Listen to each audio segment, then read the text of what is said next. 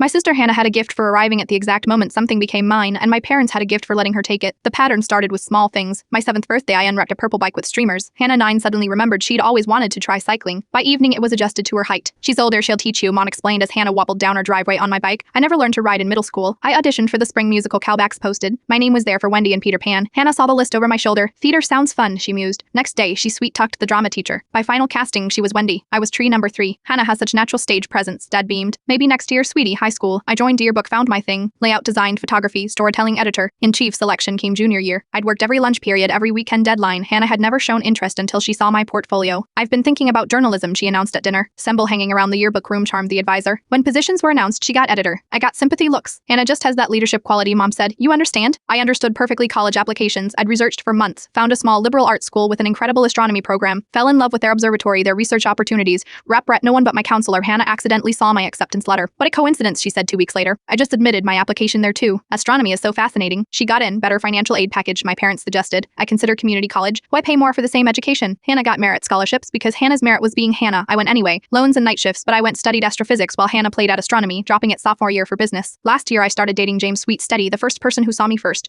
Not as Hannah's shadow kept it quiet for months, protecting it like every precious thing I'd learned to hide. My mistake was bringing him to Thanksgiving. Hannah's eyes lit up, watching us together. Molly's texting me about James. He seems great. You were so lucky. Wound reasons to visit my apartment when he was there, laughed too loud at his jokes, touched his arm too much. She's just being friendly, Mom said when I mentioned it. Don't be so possessive. 2 weeks ago, James told me Hannah had been messaging him, sending gay, suggesting coffee, telling him I'd always been insecure about her, and maybe he should know the full story. He showed me everything, then blocked her. Your sister is sick, he said, and your parents enable it. Hannah called Mom crying. I was keeping her from family poisoning James against her. Being dramatic as always, my parents demanded I apologize. File things over. Family is forever, Dad said. Boyfriends come and go. I said no. First time in 24 years I said no, changed my locks, blocked numbers, spent Christmas with James's family who asked about my research and remembered my answers. Mom sent a long email. How could I abandon family? Hannah was devastated. She'd only wanted to be close to me. I replied with one line. She was already too close. That was the problem. My advisor says I am on track for early graduation, top of my class. Internship at NASA lined up. Hannah doesn't know. Nor do my parents. For the first time in my life, I have something that's mine. And I am keeping it that way. Funny how much you can achieve when you are not holding your breath waiting for someone to take it, Etri.